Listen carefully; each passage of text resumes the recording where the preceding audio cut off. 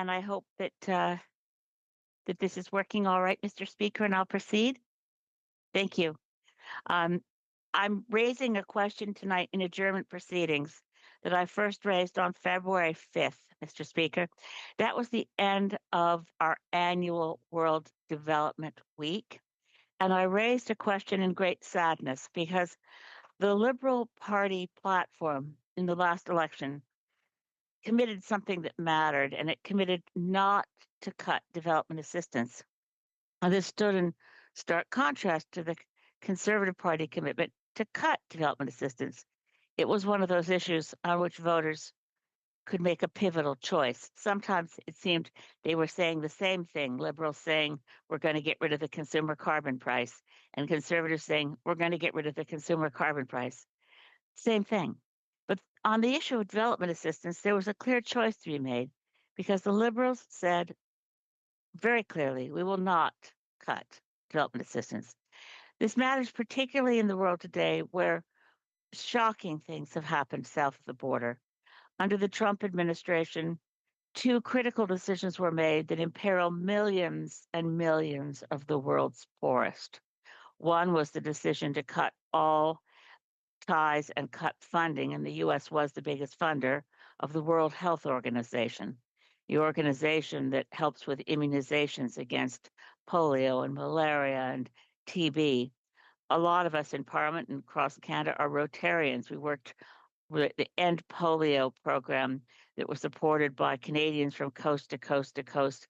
When Trump cut funding to World Health Organization, they cut funding to one of the biggest partners working around the world with Rotarians to end the scourge of polio around the world.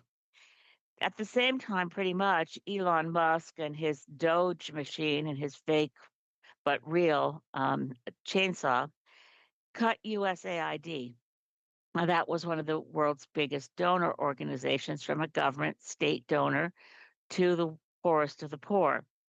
Again, Canada's role in this is important. We've shown, if not leadership in terms of dollars, we've always shown leadership in exhorting others to do more.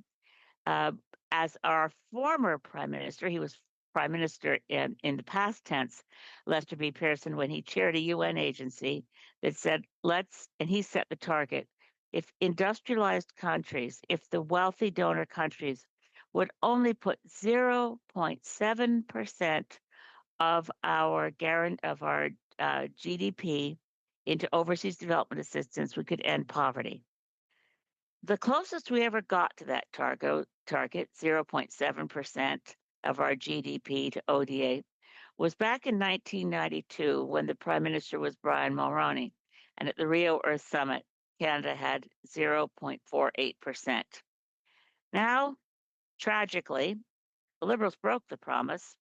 We're now down to, we were never as close as we were under Mulroney, but we dropped quite a bit. We dropped more because breaking their promise, the Liberals, under our current Prime Minister, cut $2.8 billion from development assistance.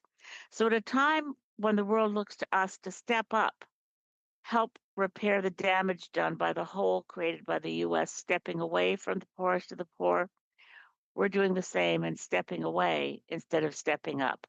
And I urge the minister, and this was a moment of sadness after I posed the question on February 5th, to point out to the minister that it's the first time in 50 years that Canada has not had a full cabinet minister responsible for development assistance, but a Secretary of State, who I know means well, but the Secretary of State for development assistance is not the same thing as having a cabinet minister at the table.